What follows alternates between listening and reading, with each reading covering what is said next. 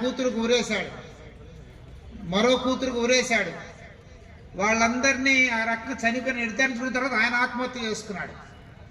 ఏమిటి దౌర్భాగ్యం అని చెప్పేసి అడుగుతూ ఉన్నా. ఎందుకని అలా చేశాడు? తను మాత్రమే చనిపోతే వాళ్ళందరూ మిగిలితే ఆ తర్వాత అప్పుల వాళ్ళందరూ వాళ్ళని వేధిస్తారు, ఆ బాధలు వీళ్ళకుండా కూడదు, పోతే అందరం కలిసే పోవాలని చెప్పేసి 4 కుటుంబ సభ్యులు ఒకేసారి ఆత్మహత్య చేసుకున్నారంటే ఎంత దౌర్భాగ్య స్థితిలో మన రైతన్నులు ఉన్నారు ఆలోచించమని చెప్పేసి మీకు మనవి చేస్తున్నా. ఆయనకు 1 ఎకరా 50 సెంట్ల భూమి ఉందట. ఆ 1 ఎకరా 50 సెంట్ల భూమికి తోడు మరొక 10 ఎకరాలు కౌలుకు తీసుకొని వ్యవసాయం చేశామట. వరుసగా 3-4 సంవత్సరాలు అప్పులు అవుతున్నాయి, పంటలు గిట్టుబాటు కాలే, అప్పులు పెరిగిపోయాయి, ఒత్తిళ్ళు ఎక్కువైనాయి, ఇక లాభం లేదని చెప్పేసి ఆత్మహత్య సరైనమని చెప్పేసి ఆ రకం కుటుంబం చనిపోయింది. ఎక్కడ? మాజీ ముఖ్యమంత్రి నియోజకవర్గంలో. అది వాళ్ళ మండలం సింహాద్రిపురం. మన నంద్యాల జిల్లా కొత్తపల్లె మండలంలో పేపర్లో వచ్చింది, ఒక రైతు ఆత్మహత్య చేసుకున్నాడు. గడిచిన 4 రోజుల్లో తుగ్గల మండలంలో, ఆలూరు మండలంలో, దేవనకొండ మండలంలో, పత్తికొండ మండలంలో, ప్రతి మండలంలో అక్కడొకరు రైతులు ఆత్మహత్యలు చేసుకుంటున్నారు. రాష్ట్ర వ్యాప్తంగా పరిశీలిస్తే ప్రతిరోజు 1, 2, 3, 4 ఏదో ఒక మూల రైతులు, కౌలు రైతులు ఆత్మహత్యలు చేసుకుంటున్నారు. ఏమిటి దౌర్భాగ్యం? ఎవరు కారణం దీనికి? పాలించిన పాలకులు కాదా? నిన్నటి దాకా పరిపాలించిన జగన్మోహన్ రెడ్డి, ఈ రోజు పరిపాలిస్తున్న చంద్రబాబు నాయుడు, వీళ్ళ యొక్క రైతు వ్యతిరేక పాలన విధానాలు కాదా? ఆలోచించమని మీకు మనవి చేస్తున్నాను. రైతులు, కౌలు రైతులు ఆత్మహత్యలే కాదు, గడిచిన 10 సంవత్సరాల్లో బీజేపీ పాలనలో వ్యవసాయ కార్మికుల కుటుంబాలు కూడా ఆత్మహత్యలు చేసుకుంటున్నాయి. ఆ రకంగా గ్రామీణ భారతంలో పేదలు, రైతులు, వ్యవసాయ కూలీలు, కౌలు రైతులు వందల వేల సంఖ్యలో ఆత్మహత్యలు చేసుకుంటూ ఉంటే ఈ ప్రభుత్వాలకు పాలించే నైతిక అర్హత ఉందా? ఒక్కసారి ఆలోచించమని చెప్పేసి మీకు మనవి చేస్తున్నాను.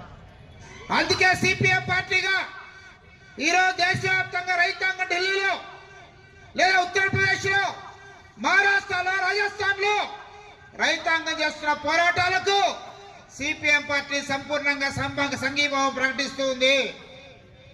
రైతులతో చర్చ చేయండి. సుప్రీంకోర్టు చెప్పింది మనం చెప్పడం కాదు. నిరాదీక్ష చేస్తాడు ఒక రైతు నాయకుడు జగ్జిత్ సింగ్ దల్లేవాలని, 70 ఏళ్ల వయసు, 25 రోజులు అయింది. సుప్రీంకోర్టు చెప్పింది పంజాబ్ ప్రభుత్వానికి, కేంద్ర ప్రభుత్వానికి ఆ రైతు నాయకులతో మాట్లాడండి. ఆయన సమస్య ఆయన ఇంటి కోసం కాదు, రైతుల యొక్క పంటలకు మద్దతు ధర కావాలి. 2021లో నరేంద్ర మోడీ హామీ ఇచ్చాడు, మాట తప్పాడు, అందుకని ఆయన దీక్ష చేస్తూ ఉన్నాడు. వందల మంది, వేల మంది రైతులు ఢిల్లీకి వస్తూ ఉంటే ఆ రైతులను జల ఫిరంగులతోటి, లాఠీలతోటి ఢిల్లీకి రాకుండా ఆపే ప్రయత్నం చేస్తున్నారు. నోయిడా అనే ప్రాంతంలో పరిశ్రమలకు భూములు ఇస్తే రైతులకు ఇప్పటిదాకా పరిహారం ఇలా భూములు 20 ఏళ్ళు అయింది. మాకు న్యాయమైన పరిహారం అని చెప్పేసి పోరాడుతుంటే 112 మంది రైతులు, అందులో మహిళలు కూడా ఉన్నారు, వాళ్ళని జైల్లో వేశారు. ఏం కేసు కింద? ఒక ఎస్ఐని చంపనీకి వచ్చారు అని చెప్పేసి హత్యా ప్రయత్నం నేరం కింద కుట్రపూరితంగా 112 మందిని జైల్లో వేశారు. ఇదేనా ప్రజాస్వామిక పరిపాలన? ఇదేనా రైతు పాలన? అందుకోసమని మీకు అధికారం కావాలని చెప్పేసి సిపిఎం పార్టీ ప్రశ్నిస్తూ ఉంది. 2023-24లో కరువు వస్తే 103 మండలాలు కరువుగా ప్రకటించారే, ₹1 రైతు సాయం అందించారా? ఈ సంవత్సరం 24లో 54 మండలాల్లో కరువుగా ప్రకటించారే, ఎక్కడ ₹1 సబ్సిడీ ఇచ్చారా? అందుకనే మేము కోరుతున్నాం, వేరే మార్గం లేదు.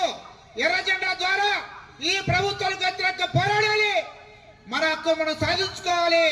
ఆ రకంగా రైతులు, కార్మికులు, వ్యవసాయ కార్మికులు మొత్తం ఏకమై రాబోయే కాలంలో ఈ ప్రభుత్వాలకు వ్యతిరేకంగా పోరాడదాం, మన హక్కులు సాధించుకుందామని చెప్పేసి మీకు అందరికీ మనవి చేస్తూ, నాకు అవకాశానికి ధన్యవాదాలు తెలియజేస్తూ సెలవు మిత్రులారా.